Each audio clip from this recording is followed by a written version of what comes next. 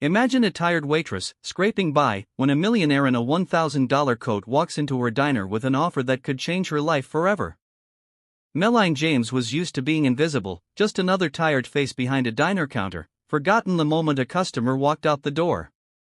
But one rainy night, a man in a $1,000 coat sat in her section, looked her straight in the eye, and made an offer so strange, so unbelievable, she almost laughed in his face.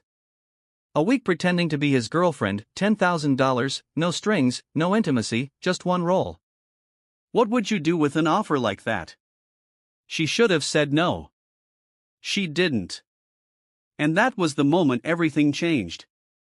Melanie James didn't believe in luck, not after everything she'd been through. Her 20s had been marked by survival, not success, paycheck to paycheck, rent always late, exhaustion always lingering.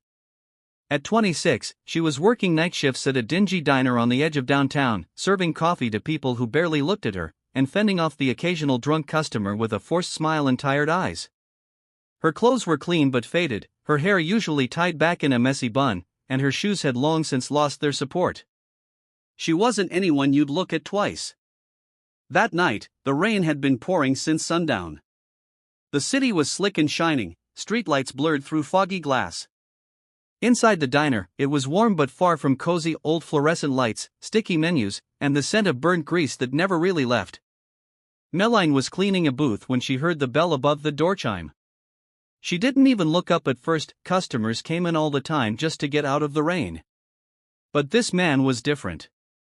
She glanced over and stopped. The man who entered looked like he'd walked out of a magazine ad. His coat was dry despite the storm outside, tailored perfectly to his tall frame. His dark hair was neatly styled, his jaw sharp, his expression unreadable. And his eyes, cold, gray-green, and focused, swept across the room before landing on her. She held his gaze for just a second longer than she meant to before quickly turning away, grabbing a menu, and heading toward his booth. He sat down like he owned the place, like he owned every place, and watched her as she approached. She didn't like the way her hands felt suddenly clumsy. "Coffee?" she asked, setting down the menu. "Black," he said simply. She nodded, turned to walk away, but before she could, his voice stopped her. "I have a question," he said, "and a proposal." She frowned slightly, glanced over her shoulder. "I'm not that kind of waitress." He gave the faintest hint of a smile, the kind that didn't quite reach his eyes. "It's not that kind of proposal." That's when she looked at him properly. And that's when everything began to shift. "I need someone," he said, "for a week, to pretend to be my girlfriend, public appearances, a gala, some meetings, nothing more." She stared at him, waiting for the punchline, but he just sat there, calm and serious. "I'll pay you $10,000, he added, half up front, "the rest when the week is over." Melanie blinked. "Why me?" He tilted his head as if studying her face. "Because you're believable. You're real. And I need people to believe I'm capable of something real." She let out a laugh, soft, surprised. "You're insane." "Probably," he agreed. "But I'm offering you a way out, even if just for a little while." But here's the twist: what happens when a fake relationship starts feeling too real? She should have walked away. She should have said no and called him a lunatic. But instead, something in her paused, something tired, something aching, something curious. $10,000 could cover 6 months of rent. It could buy her time to breathe. "What's the catch?" she asked. "No physical expectations, no emotional strings," he said. "Just appearances. 7 days." She stared at him again, trying to make sense of the man in front of her. He was the kind of person who had always lived in a world far above hers. But he wasn't smiling like he was toying with her. He looked somehow just as tired as she was. Melanie crossed her arms. "You've got yourself a deal. But if you're lying, I won't lie," he said. "Not to you." And just like that, her life began to change. Melanie had never been in a car that smooth before. The Blacktown car rolled through the city like it floated above the ground, so quiet inside, it almost felt like the outside world had been put on mute. She sat stiffly in the back seat, staring out the tinted window, her hands clutched around the strap of her worn-out purse. Everything felt surreal. Just 2 days ago, she was mopping floors at the diner and counting quarters to buy a gallon of milk. Now, she was on her way to a five-star hotel to meet with a man who had handed her a check for $5,000 like it was spare change. She hadn't told anyone about the arrangement. There was no one to tell, no close friends, no family nearby. Even if she had someone, how could she explain it? A stranger walks into her life, offers her a week of pretending, and she says yes because her back is against the wall. It sounded pathetic when she thought about it too hard, so she didn't. She just kept repeating to herself that it was only 7 days. When the car stopped, a uniformed doorman opened her door, addressing her as Miss James. She felt ridiculous. Her jeans were clean but old, and her sneakers were scuffed at the toes. Still, she walked through the lobby with her chin up, like she belonged, even though the chandelier above her probably cost more than everything she owned. Alexander was already waiting for her. He stood near the elevator in a dark charcoal suit that looked like it had been sewn directly onto him, not a wrinkle in sight. His hair was swept back, his watch gleamed, and his posture was impossibly perfect. For a moment, Meline hesitated, wondering again what in the world he saw in her that made her the right person for this bizarre plan. "You're early," he said, not unkindly. "So are you," she replied. He didn't smile, but she noticed a slight lift at the corner of his mouth. "Come upstairs. We have a lot to go over."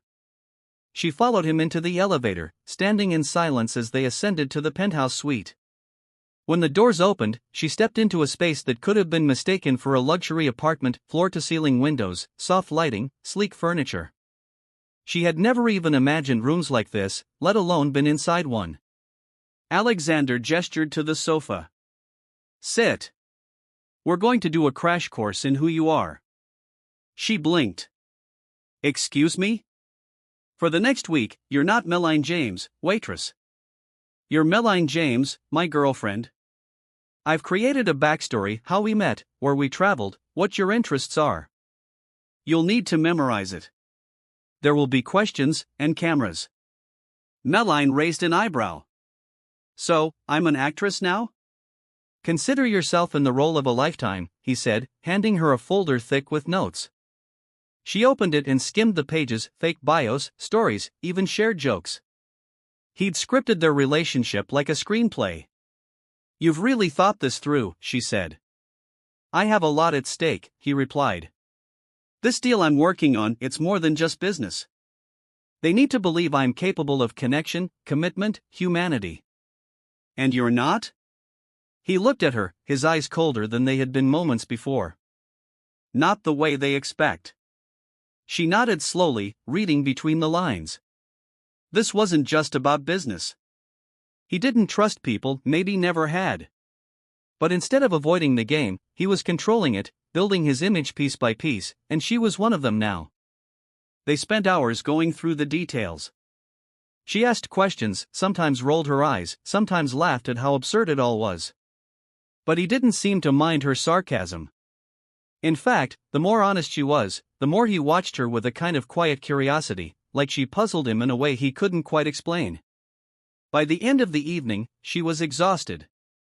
"You'll stay here tonight," he said suddenly. "What?" "The first event is tomorrow morning, early.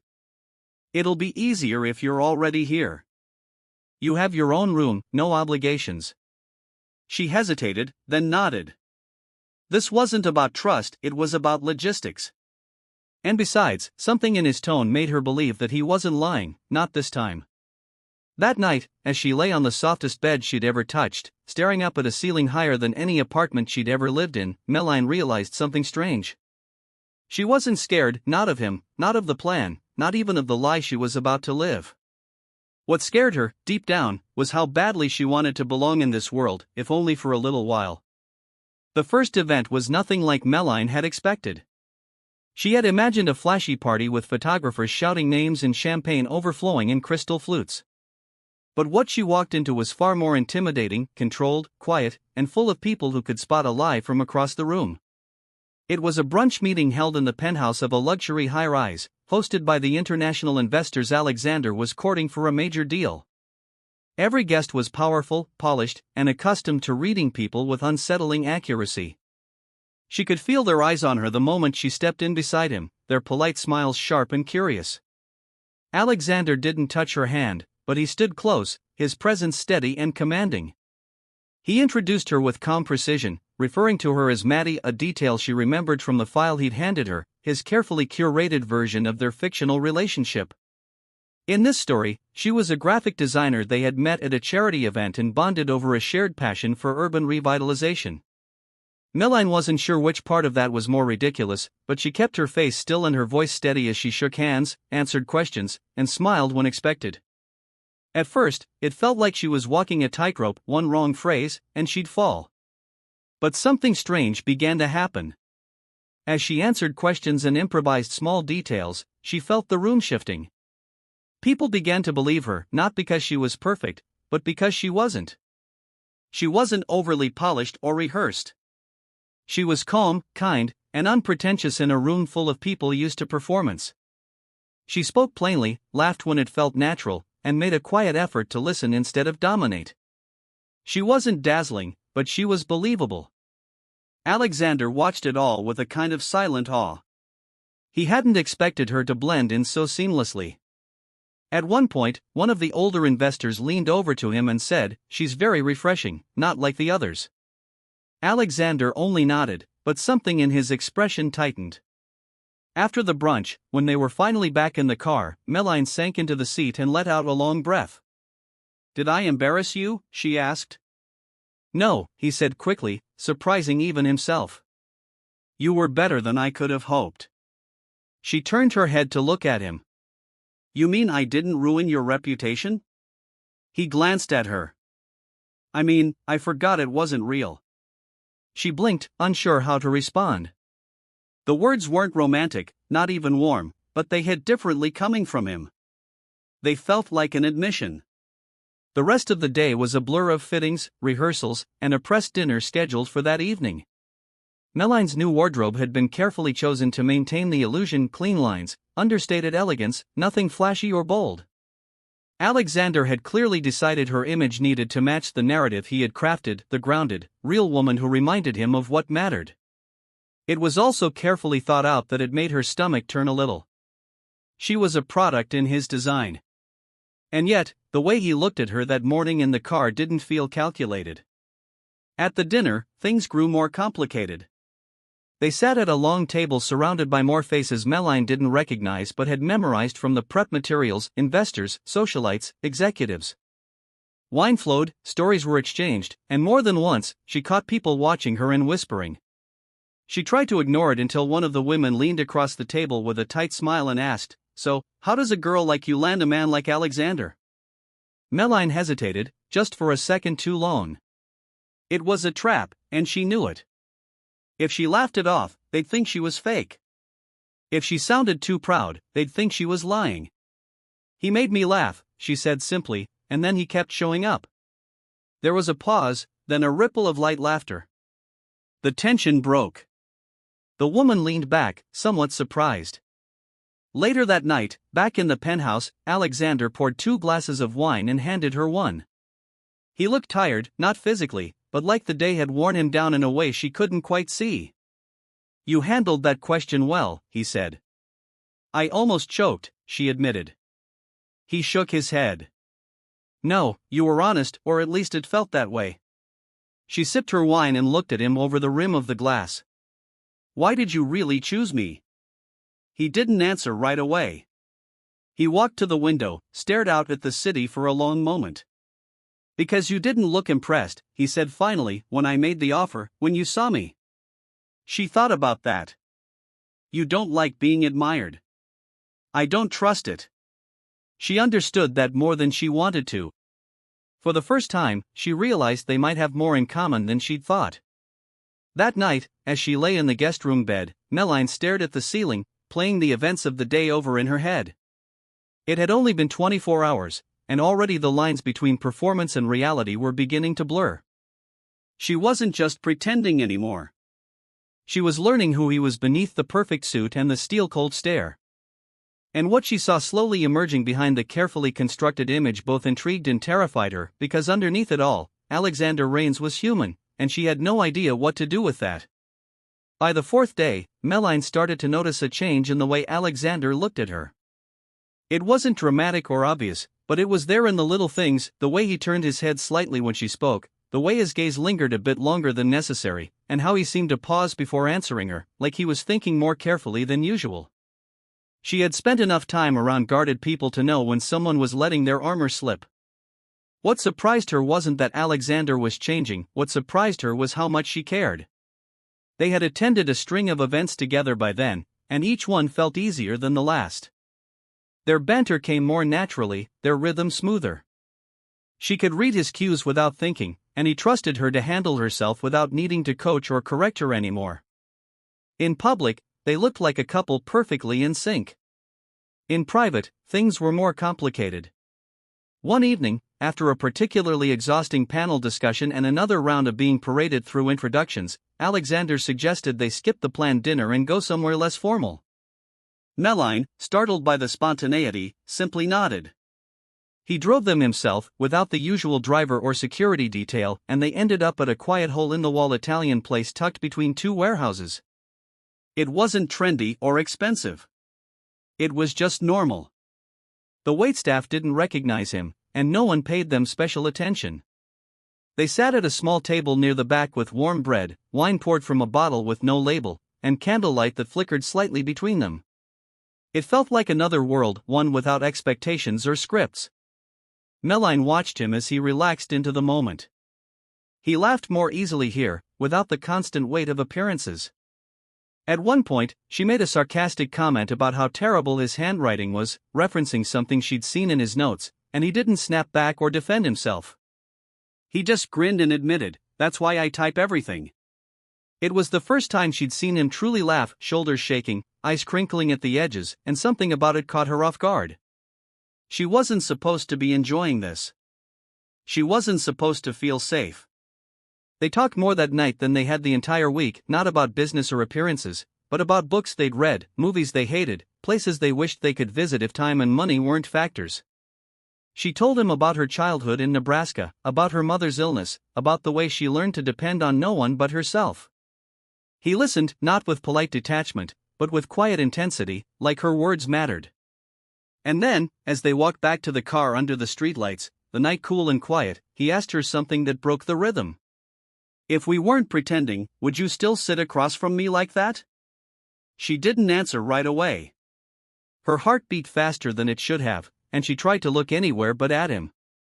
"I don't know," she said finally. "Maybe I wouldn't have had the chance." "That's not what I asked," he replied.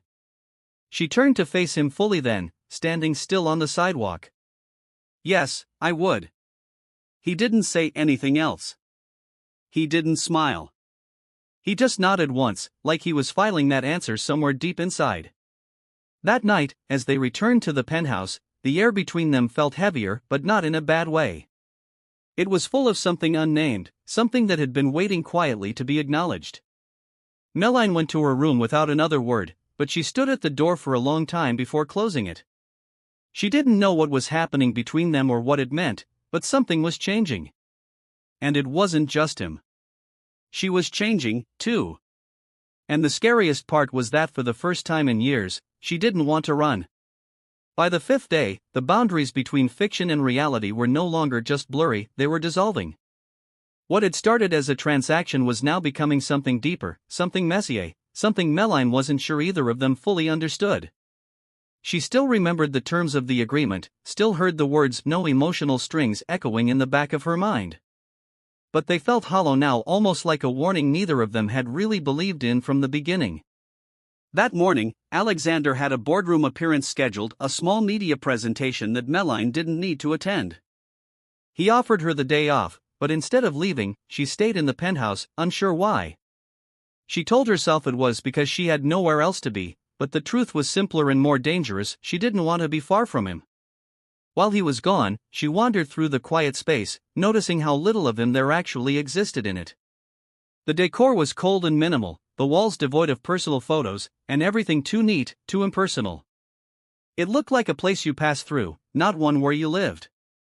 On the desk in his office, she found a drawer full of neatly filed contracts, notebooks with pages of tidy handwriting, and one old photo tucked into a leather folder. Alexander as a child, maybe 10, standing beside a tired-looking woman with the same eyes, his mother. There was no frame, no display, just a memory kept hidden. She closed the drawer carefully, feeling like she had peeked at something sacred. And for the first time, she realized how lonely his life must be. When Alexander returned that afternoon, something in his expression was off. He didn't say much. He loosened his tie, poured himself a drink, and sat in silence. Meline watched him for a moment before speaking. "Tough day?" He gave a tight nod but didn't elaborate. "You look like you haven't taken a real breath since you walked in." He let out a quiet exhale, then looked at her. "They're pushing me to expand faster than I want to, faster than I'm ready for." "And what do you want?" He hesitated. "To stop pretending, just for one day." Meline sat down across from him, folding her hands. "Then don't pretend with me." There was a pause, then a shift in his posture. He looked at her differently, not like she was part of the plan, but like she was a part of his life, not because she was supposed to be, but because he wanted her to be. "I used to think if I controlled everything, I couldn't get hurt," he said quietly. "Every detail, every dollar, every relationship, keep it tight, keep it clean. And now I'm looking at you, sitting here like you belong, and I feel like I'm losing control for the first time in a decade." Meline's chest tightened. There were so many things she could have said, reassurances, jokes, reminders that this was all fake, but none of them felt right. So instead, she said the one thing that scared her most. "I'm scared, too." He looked at her for a long moment. "Of what?" "Of how much I want this to be real." The silence that followed was full of electricity. And then slowly, Alexander stood and walked to her. He didn't touch her, didn't reach for her like a man trying to claim something. He just stood close enough that she could feel the warmth of his presence. "I don't know what to do with any of this," he admitted. "I don't know how to stop performing." "Then let's figure it out together," she whispered. The rest of the day passed quietly, without pretenses, no events, no cameras, no rehearsed lines. They sat on the couch side by side, watching an old movie neither of them really paid attention to. At one point, she leaned her head on his shoulder, and he didn't move. He just stayed there, solid and still, as though he was afraid even shifting might break whatever fragile piece they had found. By the time the credits rolled, Meline knew with painful clarity that she wasn't pretending anymore. And she wasn't sure Alexander was either. But the fear of what came next was rising fast, like a tide she couldn't stop. Because every story she had ever been a part of, every moment that had felt this good, had always come with an ending. And this one was only supposed to last 2 more days. By the 6th day, Meline had completely forgotten how to separate truth from fiction. What had once been a week-long act crafted around careful appearances now felt like the most honest connection she had ever experienced. The man she had agreed to pretend with was no longer a stranger in a sharp suit. He was something else entirely. And that terrified her more than she expected. The morning began slowly. They had nothing scheduled until evening, just a gallery event that would be filled with well-dressed art investors and the kinds of people who measured success by how many countries their wine had been imported from. Alexander offered to let her sleep in, but she found herself wide awake early, walking barefoot through the penthouse kitchen, making coffee like it was her home. When he walked in, still in his pajama shirt, hair slightly mussed, he looked more human than she had ever seen him. "You made coffee?" he asked, clearly surprised. "I figured the least I could do was start the day off like a decent fake girlfriend," she said, smiling. He poured himself a mug and leaned against the counter. "You're a lot better at this than I thought you'd be." "At making coffee, or pretending to love you?" He laughed, but it wasn't empty, it was soft, almost uncertain. "Both, actually." They stood there for a moment, the steam rising between them, and for the first time, neither one of them felt like they had to say anything clever or keep the distance safe. Something had changed, and they both felt it. Later that afternoon, while Alexander was on a call in the other room, Meline found herself sitting by the window, staring out at the skyline, and wondering how it had come to this. It was supposed to be easy: 7 days, a paycheck, and a return to her real life. But now, the thought of walking away made her stomach twist, not because of the luxury or the comfort, those things still felt foreign, but because of him. She didn't want to unknow him. And she was starting to believe he felt the same. But her hope was shattered that evening. The gallery was stunning: glass walls, modern sculpture, subtle classical music. Alexander arrived in a sleek black suit, Meline in a pale blue dress he had chosen for her. The moment they walked in, they became the couple everyone noticed: elegant without effort, mystery wrapped in charm. People whispered, watched, approached, and for the first hour, everything was perfect until Meline overheard a conversation that stopped her heart. She had stepped into the hallway to breathe for a moment when she heard two men talking, one of them a senior partner in the investment firm Alexander had been pursuing all week. "So, is it true," one asked, "that he hired her to play the role? Heard she's not even from his world." The other man chuckled. "It's classic Rains: control the optics, make it look like he's grounded. They're eating it up." Meline stood frozen, her palms went cold, her face flushed. She walked back into the gallery, heart pounding, her eyes scanning the crowd until they landed on Alexander, deep in conversation, unaware. She waited until they were alone in the car. "You told them?" she asked quietly. "Told who what?" he said, confused. "That I was a performance, a perfectly cast part in your image." His confusion faltered. His silence was the only answer she needed. "It got out," he said slowly, "but I didn't tell them directly." Meline's voice broke. "So, I'm a tactic now, something you designed to win a deal?" "No," he said quickly, his eyes locking on hers, "it didn't start that way, but it's not that anymore, you know that."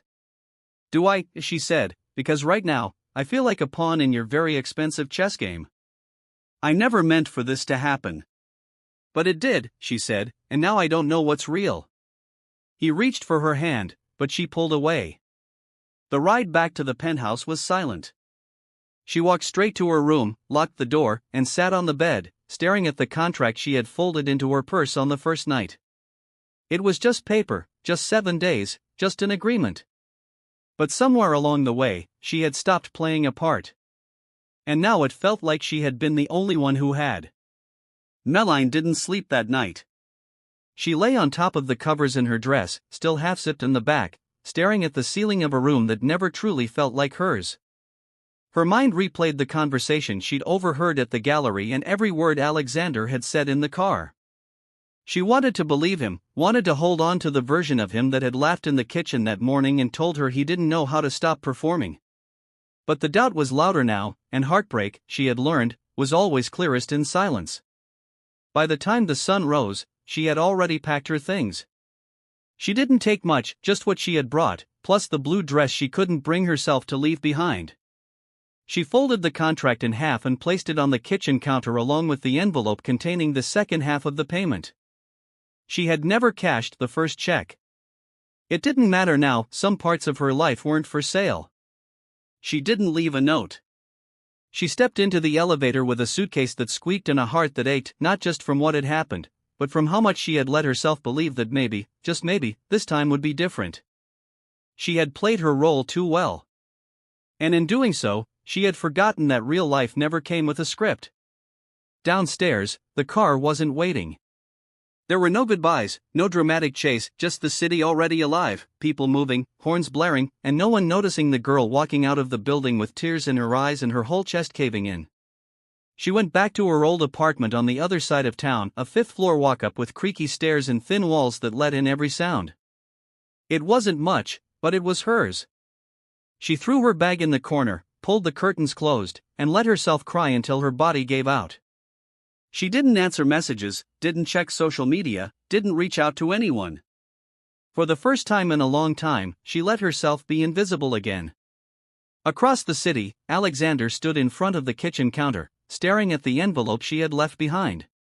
He had come home late after a long, sleepless night of meetings and damage control, only to find silence and absence waiting for him. The penthouse felt wrong without her presence, too large, too quiet, too controlled. He picked up the contract, ran his fingers over the crease in the paper, and realized something that stopped him cold. She had never truly belonged in his world, and yet she had made it feel like a world he wanted to live in. He didn't go to the office that day. For the first time in years, he canceled every meeting. He spent hours walking through the city, no destination in mind, just the need to move. He ended up outside a small bookstore where they had passed by once in the early days of the week, when she pointed at the window and said she used to imagine herself owning a place like that. He had barely listened at the time. Now it was all he could think about. The next morning, he found the shelter where she had once volunteered briefly during college. It was a part of her she had only mentioned once in passing, like she didn't think it was worth talking about. But he remembered. He donated enough to fund the entire year of operations anonymously with one condition, that they name a new reading room after her. Not because he wanted recognition, but because he needed to do something that wasn't about image or strategy, something real. Days passed. Melline started working again, nights at the diner, mornings cleaning apartments. The money could have helped, but she couldn't bring herself to touch it. She kept it in a box under her bed, unopened, like it belonged to a version of her life that no longer existed. She missed him. That was the hardest part, not the luxury, not the attention, but him, his presence, his silence when she needed it, and his words when she didn't expect them. But she told herself she had made the right choice. Then one evening, just as the diner was about to close, he walked in. He didn't wear a suit, no driver, no phone in hand, just him in jeans and a sweater, looking more tired than she'd ever seen him, but more real, too. He walked to the counter slowly, as if afraid she'd vanish if he moved too fast. "I'm not here to fix it," he said, "I just want to talk." She said nothing, but she didn't stop him either. He took a breath. "You were right about everything. I treated you like a solution, like something I could use to soften the world I built. But you weren't part of the image, you were the only real thing I had in it." She looked at him, then truly looked, and saw the man behind the empire, not the one who had chosen her to play a part, but the one who had slowly learned how to stop pretending. "I don't need a contract," he said. "I don't need a week, I just want whatever you're willing to give me, even if it's just a minute." And for the first time in days, Melline felt the weight in her chest begin to shift, because he had come back, not with money, not with promises, but with the truth. The gallery looked different this time. It wasn't filled with strangers in expensive suits or clinking glasses or hushed conversations about market shares and global expansions. Tonight, it was warm, alive with laughter and soft music, and most importantly, it was filled with people who actually knew each other's names. The exhibit was a fundraiser for the reading program at a local shelter, the one Melline had once volunteered at during college, and that Alexander had quietly supported in the weeks after she walked out of his life. The gallery had offered to host the event for free once they learned of the size of the anonymous donation. And Melline had agreed to help organize it on one condition: her name wasn't anywhere near the promotional materials. She didn't want credit, she just wanted to be useful. She stood near the back wall, dressed simply in a navy dress and low heels, her hair curled gently around her shoulders. She looked beautiful in the way that comes from peace, not effort. There was still a hint of nerves in her posture, though. Tonight wasn't just about books or children or charity.